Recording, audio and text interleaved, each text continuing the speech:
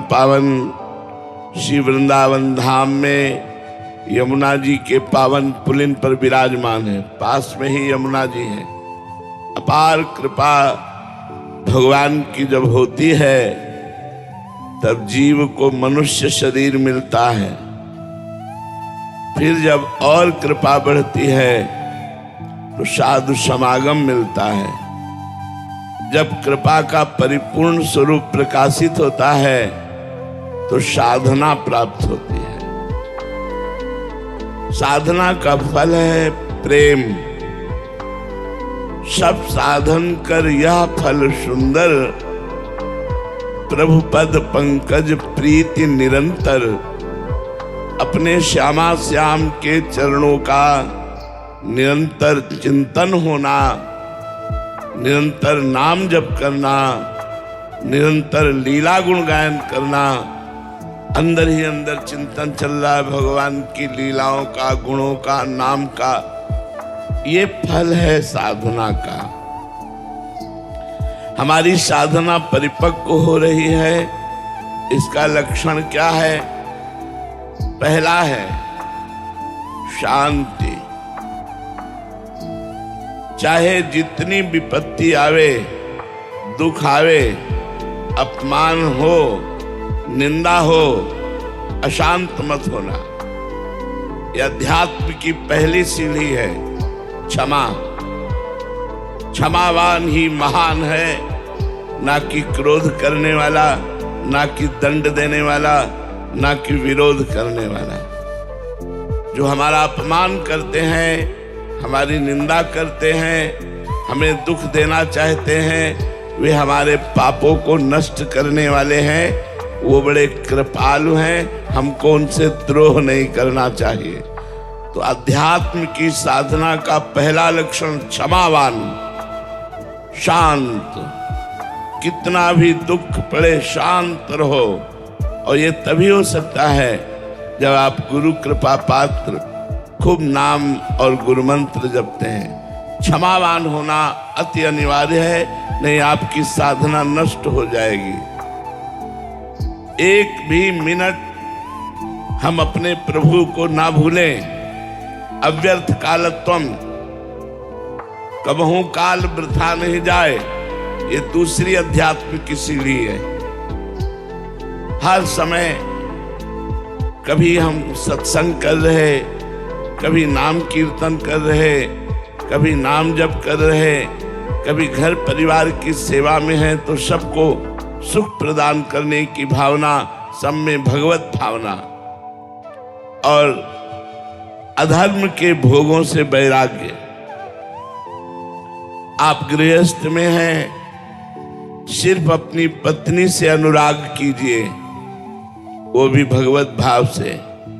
अगर परस्त्री के सहवास की भावना करके तुम काम भाव से प्रेरित होकर गलत चिंतन, गलत दृष्टि, गलत आचरण, तो नरक जाना पड़ेगा। नरक महान दुखदायी है। इसलिए विरक्तिर, अधर्म के भोगों से वैराग्य करो। कोई भी नशा मत करो, शराब आदि मत पियो। परस्त्री गमन की इच्छा का पूर्ण त्याग कर दो, नहीं तो दुर्गति हो जाएगी।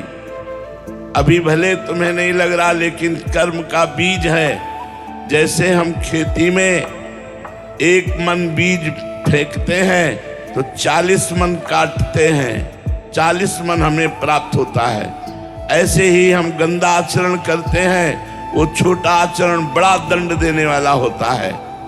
इसलिए अधर्म के आचरणों से वैराग्य। मांस मत खाओ, परस्त्री गमन की भावना का त्याग करो, पर धन की भावना का त्याग करो, पर द्रोह का त्याग करो। अध्यात्म की दूसरी भूमिका पर आप पहुंच गए।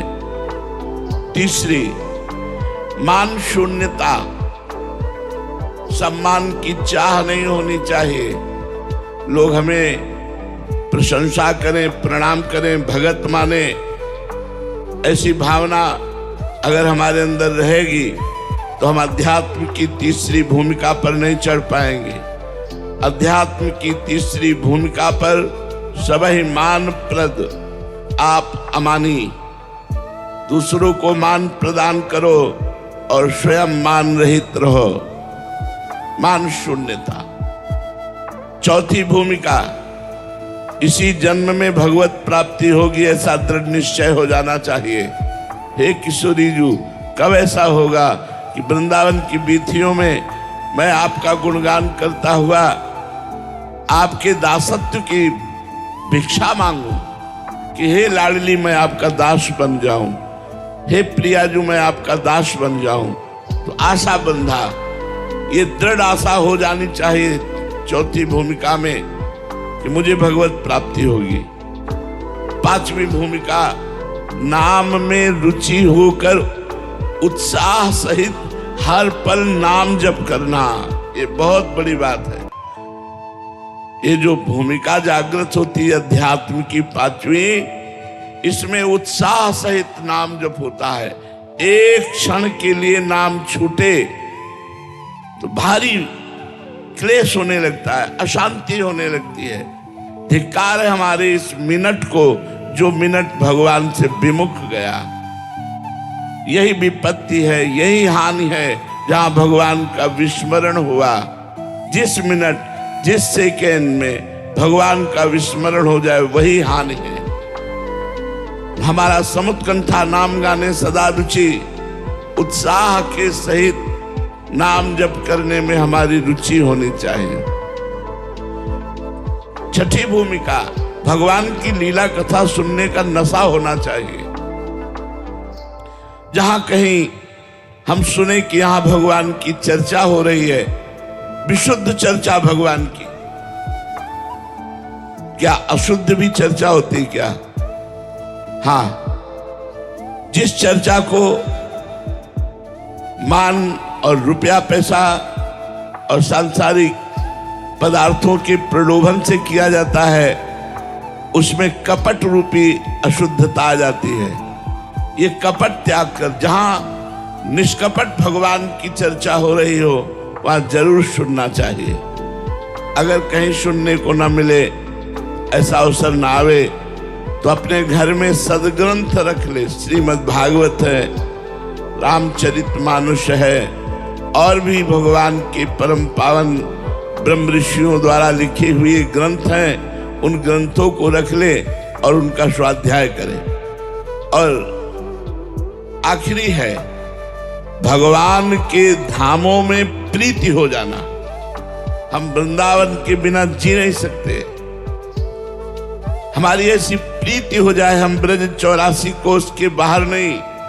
अगर बाहर हम रहते हैं तो हमारा मन ब्रज 84 कोस में रहता है। तन बंबई कलकत्ता में रहे लेकिन मन वृंदावन में रहे, यही जीवन का परम लाभ है। ये साथ हमारी भक्ति की भूमिकाएं अगर हृदय में जागृत हो जाए तो हमारा मानव जीवन सार्थक हो जाए। इसलिए सबसे प्रार्थना है, आप जो गुरु पूर्णिमा के उत्सव में आए हैं, आपका सबसे बड़ा पूजन होगा, हमारी बात मान लेना। ये फल फूल रुपया पैसा, इनका कोई महत्व नहीं, मायाकृत है, पर आपके पास यही है इसलिए आप भाव से लेकर आते हैं। लेकिन वास्तविक गुरु पूजन का स्वरूप है आज्ञा सम्न सुसाहिब सेवा। अपने साहब की सेवा, उनकी आज्ञा का पालन करना। तो हमारी प्रार्थना है, दुख विपत्ति संकट शोध निगेटिव भाव नकारात्मक भाव, इन पर विजय प्राप्त करने के लिए राधा राधा राधा खूब नाम जप कीजिए। राधा वल्लभ श्री हरिवंश नाम जप कीजिए। नाम जप से समस्त संकट नष्ट हो जाएंगे, नरक नहीं जाना पड़ेगा और इसी जन्म में भगवान की प्राप्ति हो जाएगी। यही है गुरु करने का लाभ। अगर ये लाभ न मिला तो गुरु बनाने का मतलब क्या रहा? इसलिए हमारी प्रार्थना मानिए और खूब नाम जप कीजिए, कोई गलत आचरण मत कीजिए। श्री राधा वल्लभ लाल की।